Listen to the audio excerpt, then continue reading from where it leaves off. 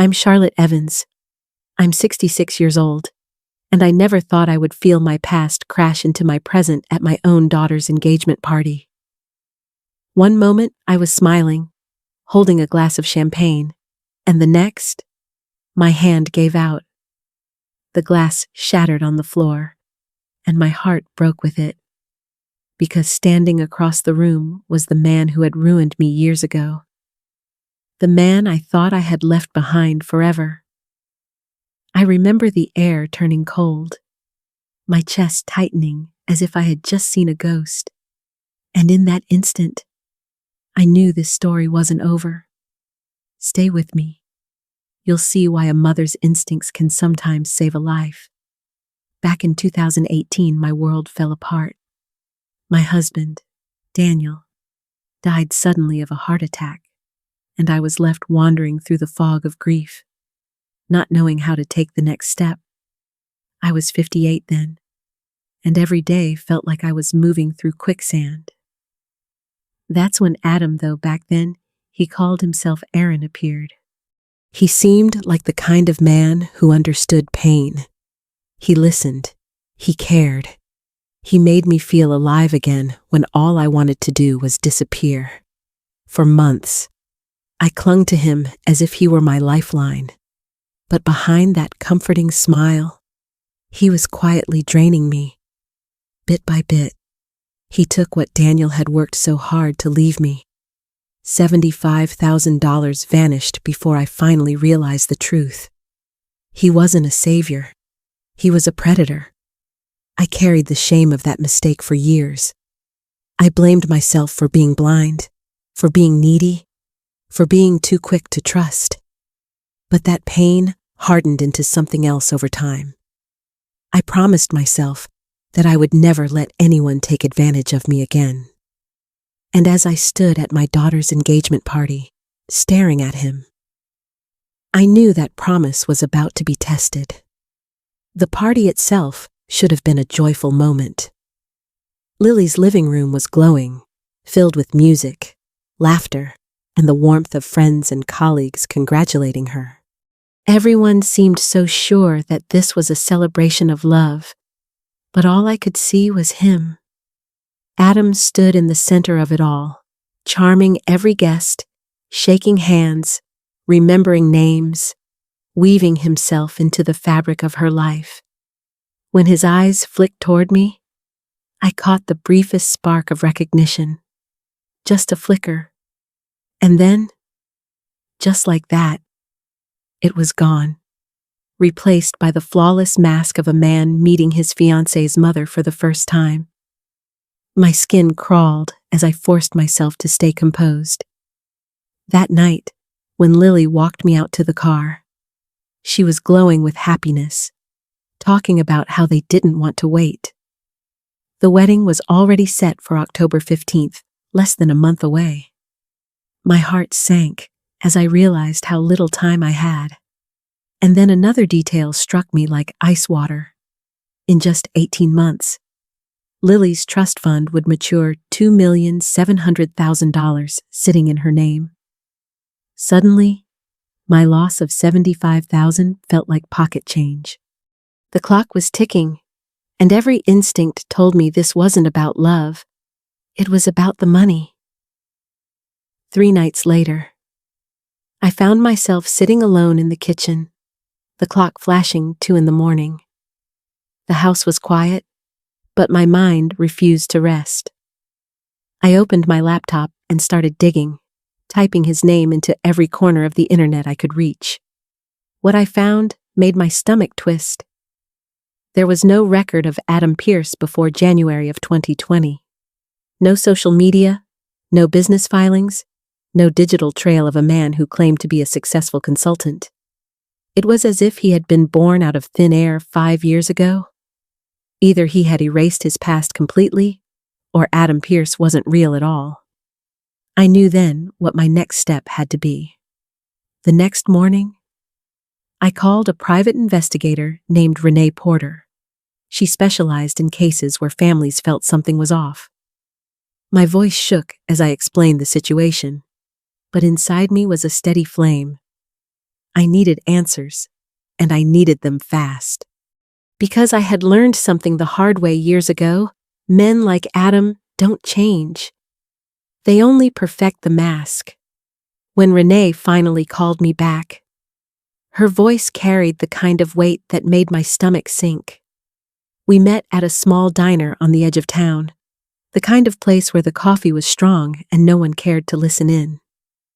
She laid out folders and photos on the table, and for the first time, I saw the scope of what I was up against. On paper, Adam Pierce was spotless. No arrests, no debt, glowing business records, too spotless. Renee explained that every document connected to him began in 2020.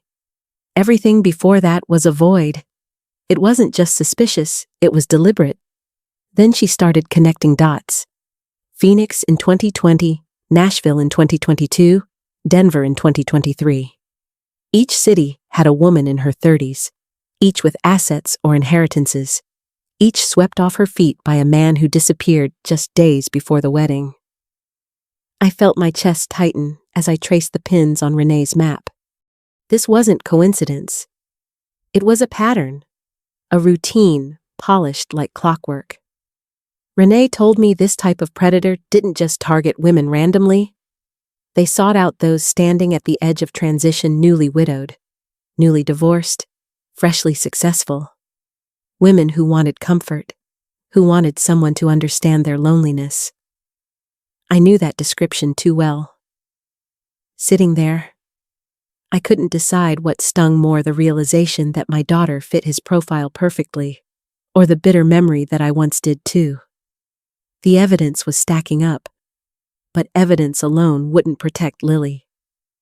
I needed to understand just how far he was willing to go, and the chance to see that came sooner than I expected at Sunday dinner. Sunday dinners had always been sacred to me. It was our tradition, the one night each week when Lily and I slowed down and reconnected. But that evening felt different from the moment I walked into her home. Adam had taken over the kitchen, moving around with the confidence of someone who belonged there. He served an elaborate Italian meal, and every gesture seemed carefully designed to impress. I tried to sit quietly, but the way he spoke about trust, how ingredients needed time to blend, how flavors needed patience, landed like a blade. He wasn't talking about food. He was talking about control, and I knew it. Lily, though, looked radiant, clinging to his every word. When she turned to me, her eyes sparkled with hope, almost pleading for my approval. My smile faltered, and Adam noticed. His laughter filled the room, smooth and calculated, as if to remind me he had already claimed his place. By the end of the meal, I felt the distance between Lily and me growing inch by inch. Later that night, she told me gently that maybe I shouldn't come to the wedding. That perhaps it would be easier if I gave them space. I can't describe how those words cut through me.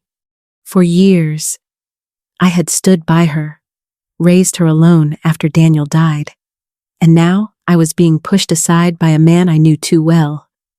But the moment I felt her slipping from me, I also understood something else. If Adam wanted me gone, it meant he was planning his next move.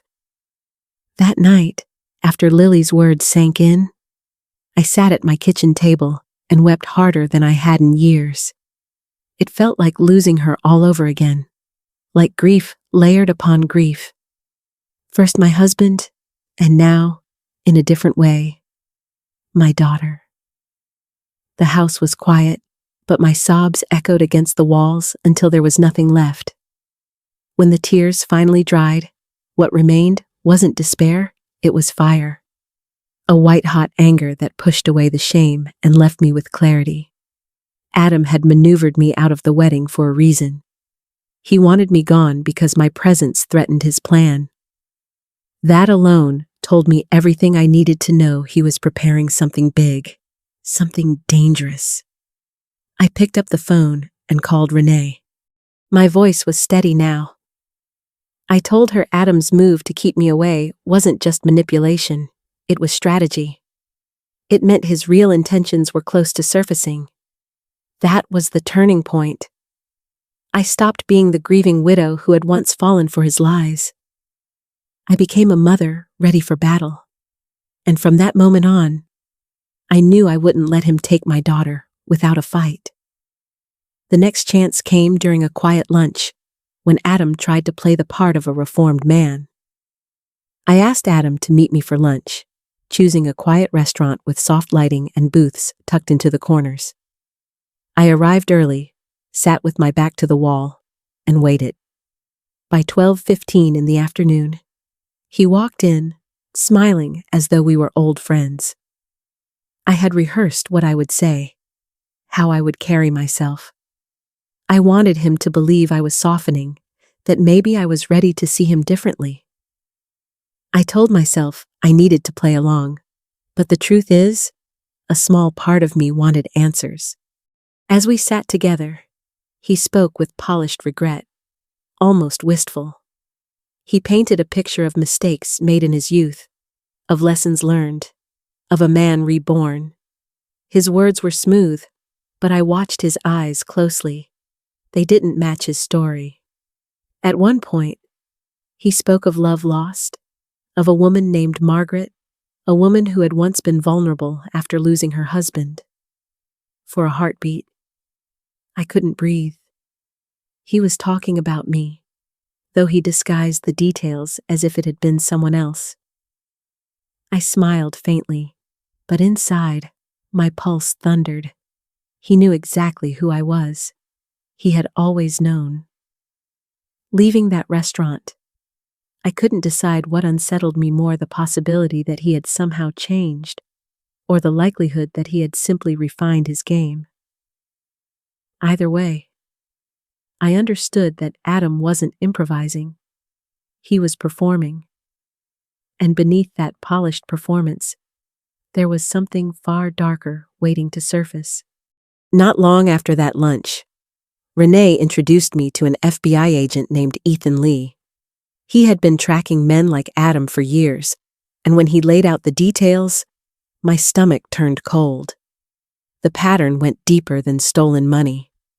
In city after city, women connected to Adam's past didn't just lose their savings, they disappeared or died in what looked like tragic accidents. A car crash in Phoenix, a house fire in Nashville, a sudden fall in Denver, all within 18 months of meeting him.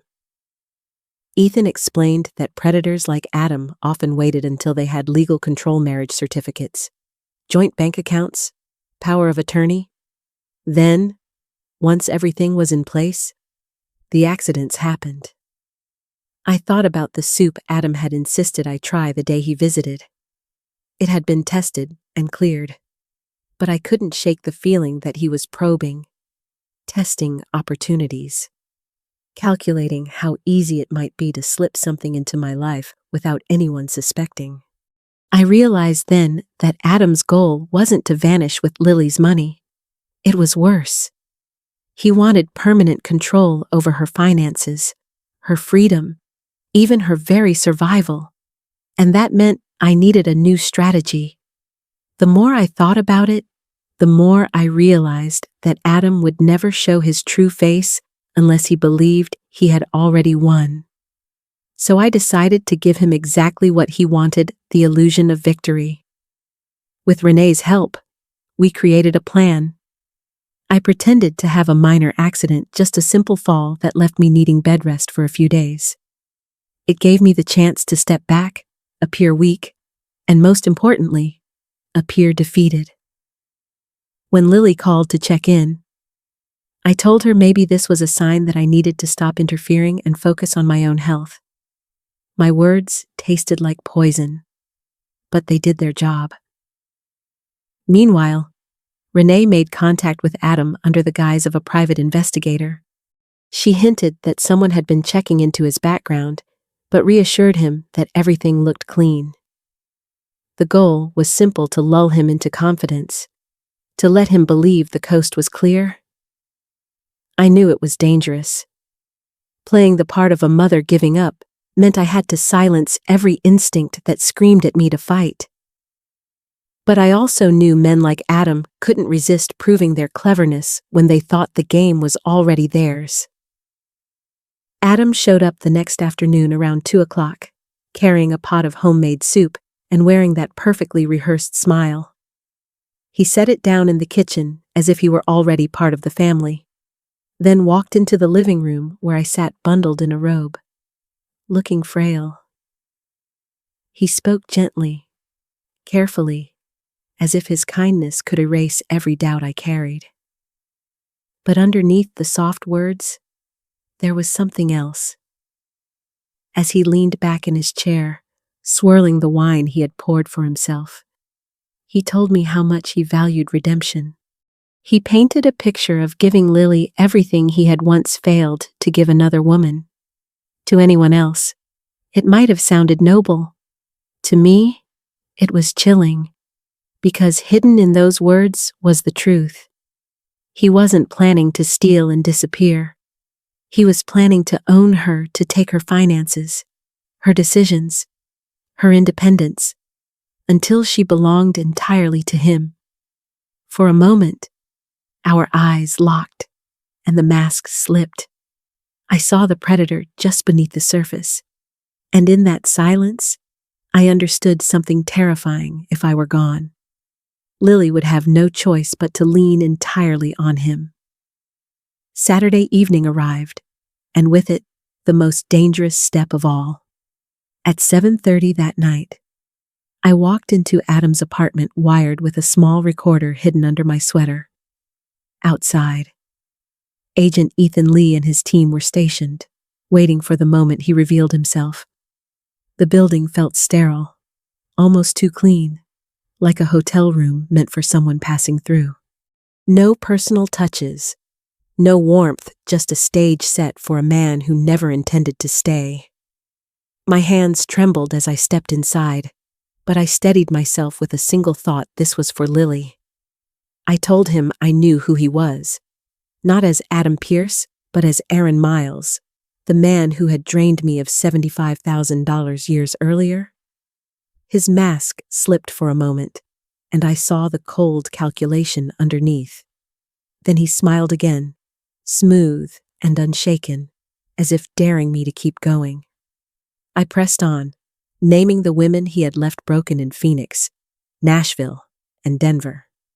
I told him I understood his pattern marriage, financial control, and then a sudden accident during the honeymoon. His stillness filled the room.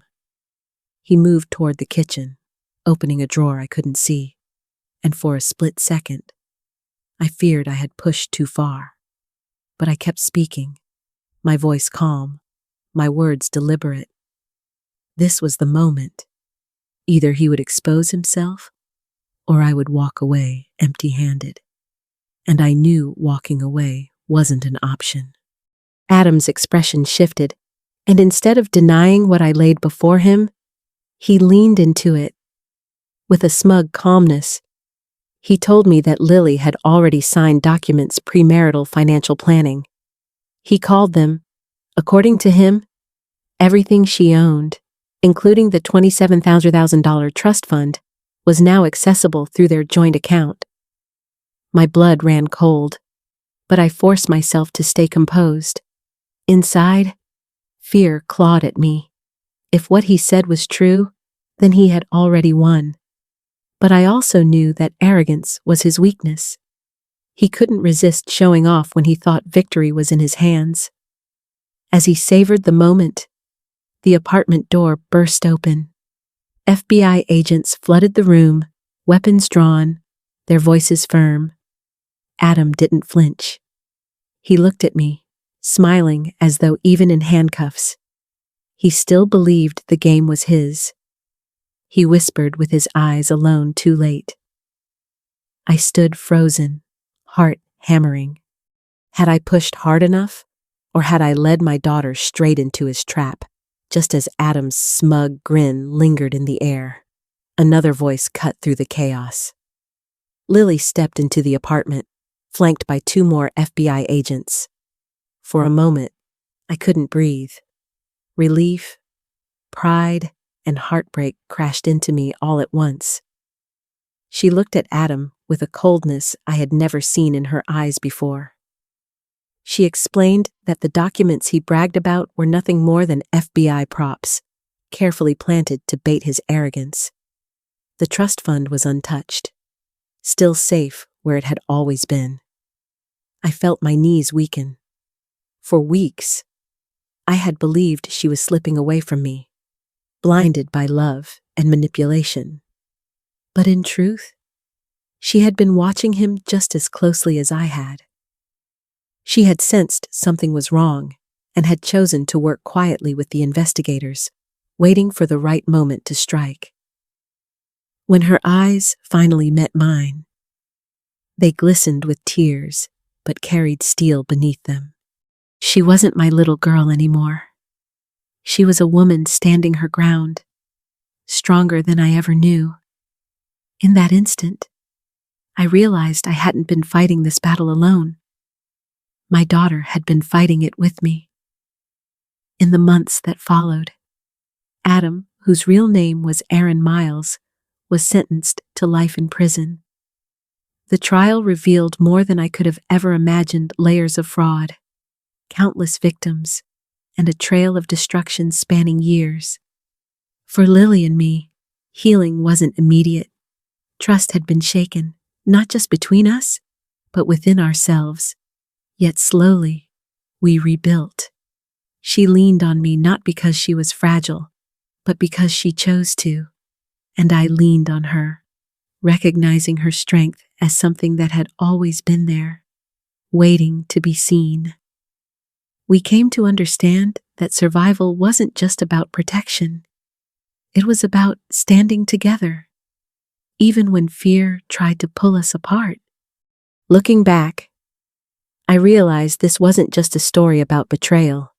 It was a story about strength, about what it means to protect the ones we love, even when they don't see the danger.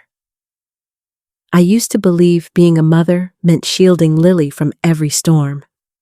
Now I know it also means trusting her to stand beside me when the storm comes.